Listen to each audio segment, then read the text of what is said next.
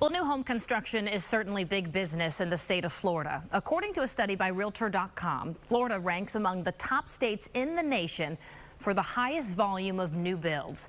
But just because a home is new doesn't mean it won't have problems, some of which remains hidden until years later, when most home warranties expire. Well, we spoke with experts in the industry about why this is happening and how you can avoid falling victim. Construction crews are working in reverse at the Edge townhomes in South Tampa, taking apart pieces of them because they were on the brink of collapse. Just how bad is it here? It is bad. By bad, he means it's in the top 10 for the worst cases he's seen. There was some water intrusion in this unit. And structural engineer Tom Miller has seen a lot.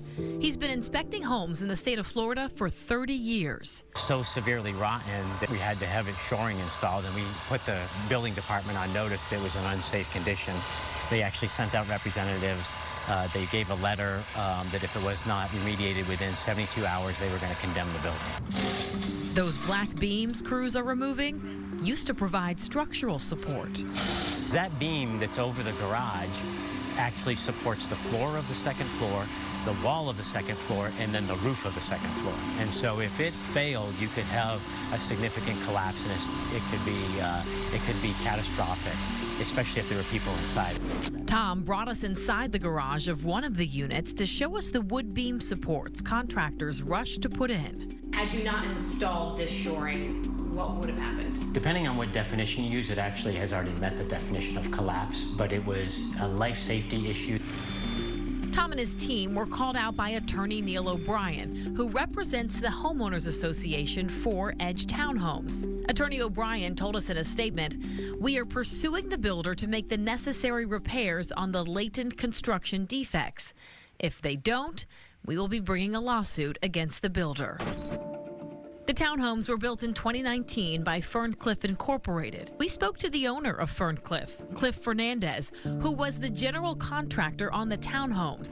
He told us over the phone, quote, "We were unaware of the issue, and in the last 2 or 3 years, no one has contacted us about this. We just became aware of this a couple months ago, and we will investigate and cooperate and try to do what we can." Tom believes the water intrusion started at the windows. Water got in or around the window and then came down, rotted the sheathing at that particular area, affected the structural strapping for the uplift resistance during a hurricane.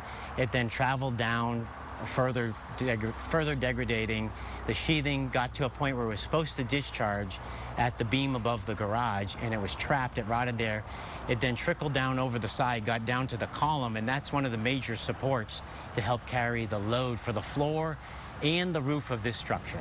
And so you see advanced stages of rot. Something like this, they're going to have to strip off all this stucco? Yes, the stucco over the wood frame needs to be completely removed and replaced, including substantial structural damage has occurred, and framing repairs need to take place.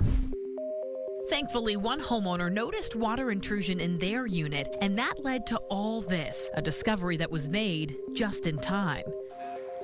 In 2023, Florida lawmakers passed SB 360, which reduces the time homeowners have to file a claim for construction defects from 10 years down to 7.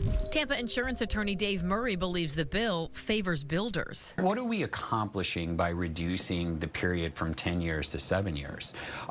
We are obviously protecting builders because now they're not responsible for another 3-year period. Murray specializes in property damage law and has represented all sides of the issue: builders, homeowners, and insurance companies. A home is most people's largest expense and their largest asset. When it is broken, they look towards other people to assist. All too often, it's the fine print in contracts or it's the fine print in insurance policies that allow the responsible parties to avoid responsibility. And when a builder avoids fixing a construction issue, some homeowners who have the financial means take the builder and all the subcontractors to court. There are more than 300 open construction defect lawsuits in Hillsborough County alone. In some cases, the builder may ask the homeowner to sign an NDA or a non-disclosure agreement in exchange for making those necessary repairs. NDAs, how common are NDAs? Non-disclosures agreements are becoming more and more prevalent, especially in the state of Florida. You have to ask yourself why. Well, because they're designed to try to protect the people that are engaging in the improper or unscrupulous activities. And so when people can't talk about their experience, it basically allows the general public to be shielded from what's really going on. And when that happens, that's not good. What else isn't good is that it continues to happen because Murray says there's no accountability. We are failing as a state to properly enforce the checks and balances.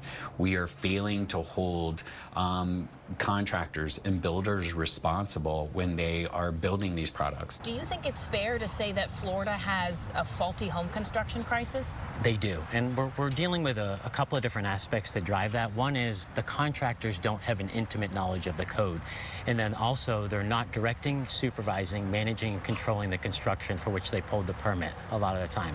They're relying upon the unlicensed subs to do their work and not going back and checking it. It's become a dangerous cycle Tom sees all over Florida. During our 2-year investigation, Fox 13 uncovered a case of construction defects in Pasco County.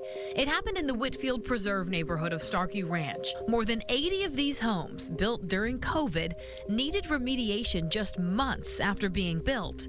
One family was forced to move out of their home twice for mold remediation. When we contacted Pasco County's building department, they told us they couldn't keep up with all the new builds and allowed the builder to use their own private inspectors.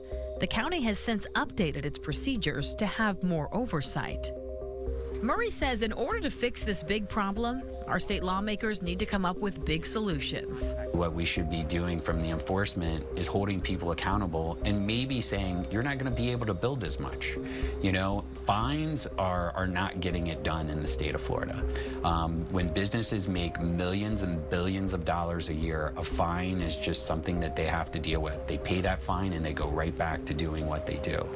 But if you hold the company accountable, or you take away their ability to build in the state of Florida, or you put further restrictions on them, such as you can't use private building inspectors because you've abused that privilege, then I think we actually have the ability to start effectuating real change. And that's what Florida needs, real change and consumer protection.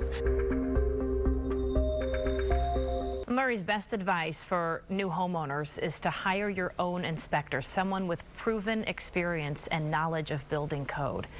If you've experienced these construction defects in your new home, the AG's office wants to hear from you. You can file a complaint online, or you can call them directly at 850-414-3990. That number is on our website as well.